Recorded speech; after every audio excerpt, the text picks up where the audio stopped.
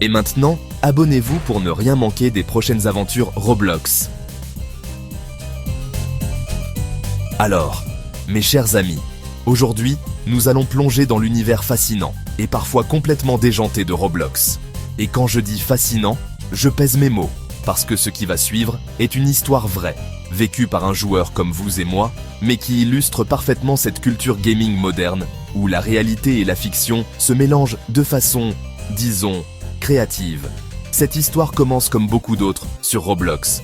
Un joueur, appelons-le Thomas, se connecte un mardi soir après les cours. Rien d'extraordinaire, vous me direz. Sauf que Thomas va vivre une expérience qui va complètement changer sa perception du jeu, et peut-être même de l'internet tout entier. Thomas navigue dans la liste des jeux populaires quand il tombe sur quelque chose d'étrange.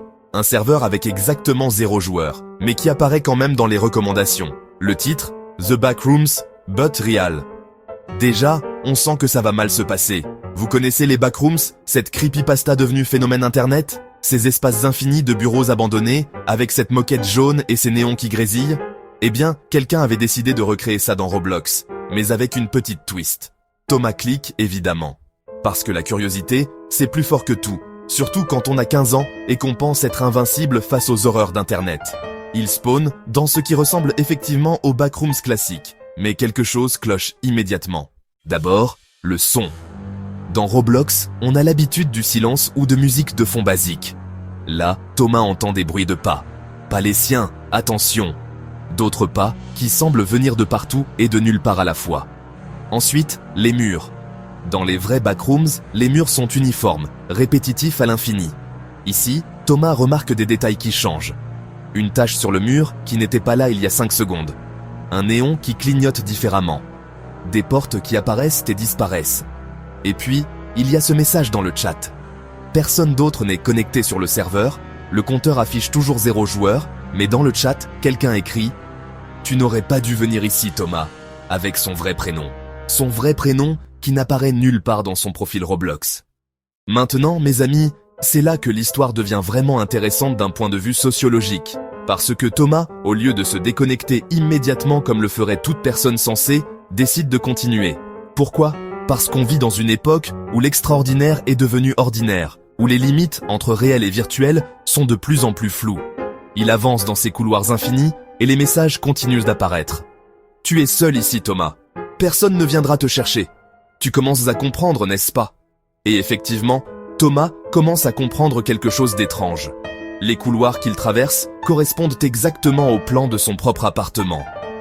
Le couloir qui mène à sa chambre, la disposition de la cuisine, même cette petite alcôve bizarre près de l'entrée que personne ne comprend pourquoi elle existe. C'est là que notre histoire prend une dimension encore plus troublante. Thomas réalise que quelqu'un a non seulement accédé à ses informations personnelles, mais a aussi d'une manière ou d'une autre cartographié son espace de vie réel pour le reproduire dans ce jeu. Dans le chat, les messages deviennent plus précis. Ta chambre est au bout du couloir, à droite. Ta mère regarde la télé en bas. Ton petit frère fait ses devoirs dans sa chambre. Et c'est vrai. Thomas vérifie discrètement, et effectivement, sa famille fait exactement ce que décrit le mystérieux interlocuteur. Comment est-ce possible? Caméra piratée, micro, ou quelque chose de plus sophistiqué encore? Thomas, pris dans cette spirale de fascination et de terreur, continue de jouer. Il explore cette version virtuelle de sa maison et découvre des détails que même lui avait oubliés. Cette fissure dans le mur de sa chambre, cachée derrière une affiche. Cette tache sur le plafond de la salle de bain. Des détails si précis qu'ils ne peuvent venir que de quelqu'un qui connaît intimement les lieux. Les messages dans le chat deviennent plus personnels. Tu te souviens de ce que tu as caché sous ton matelas? Ta recherche Google d'hier soir était intéressante. Tu devrais peut-être fermer tes rideaux quand tu te changes. Et là, mes amis, on touche au cœur du problème de notre époque numérique. Cette sensation d'être constamment observé, cette paranoïa moderne où chaque clic, chaque mouvement, chaque respiration semble être enregistré quelque part.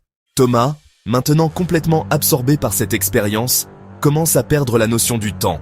Il a passé des heures dans ce jeu, explorant cette version déformée de sa réalité. Et plus il joue, plus les frontières s'estompent. Dans le jeu, il voit son avatar se diriger vers la chambre de ses parents. Dans la réalité, il entend effectivement ses parents se disputer à voix basse, exactement comme le prédit le chat. Coïncidence? Manipulation? Ou quelque chose de plus profond? Le mystérieux interlocuteur lui propose alors un marché. Si tu veux que ça s'arrête, tu dois faire quelque chose pour moi. Et là, on entre dans le territoire du chantage numérique, cette nouvelle forme de criminalité où l'intimité devient une arme. Heureusement pour Thomas, et contrairement à beaucoup d'histoires similaires, il a le réflexe de parler à ses parents. Ensemble, ils découvrent que leur maison avait effectivement été cambriolée quelques semaines plus tôt. Rien n'avait été volé, mais quelqu'un avait eu accès au lieu assez longtemps pour tout photographier, tout cartographier. L'enquête révèle un réseau de digital stalkers qui utilisent Roblox et d'autres plateformes pour harceler leurs victimes. Ils combinent cambriolage physique, piratage numérique et manipulation psychologique pour créer ces expériences terrifiantes. Thomas s'en sort, mais combien d'autres ne parlent pas? Combien d'autres restent prisonniers de ces manipulations, pensant qu'ils vivent quelque chose de surnaturel, alors qu'il s'agit simplement de criminels très organisés? Cette histoire, mes amis, illustre parfaitement notre rapport moderne à la technologie. Nous vivons dans un monde où nos vies privées sont devenues des données publiques, où nos espaces intimes peuvent être violés à distance, où la frontière entre jeu et réalité s'estompe dangereusement. Roblox, comme beaucoup de plateformes, n'est qu'un outil. Mais entre les mains de personnes malveillantes, cet outil peut devenir une arme redoutable. Et le plus troublant, c'est que nous, en tant que société, nous nous sommes habitués à cette violation constante de notre intimité. Nous acceptons que nos données soient collectées, que nos mouvements soient tracés, que nos conversations soient enregistrées. Et quand quelqu'un utilise ces informations contre nous, nous sommes surpris, comme si nous n'avions pas nous-mêmes ouvert toutes les portes. Alors, que retenir de cette histoire Roblox de 10 minutes qui s'est transformée en cauchemar de plusieurs heures? D'abord, que la paranoïa moderne n'est pas toujours de la paranoïa. Parfois, nous sommes effectivement observés, suivis, analysés. Ensuite, que nos enfants évoluent dans un environnement numérique que nous, adultes, comprenons mal. Ils grandissent en pensant que cette surveillance constante est normale, que cette violation de l'intimité fait partie du jeu. Enfin, que la technologie n'est ni bonne ni mauvaise en soi, mais qu'elle amplifie nos comportements humains.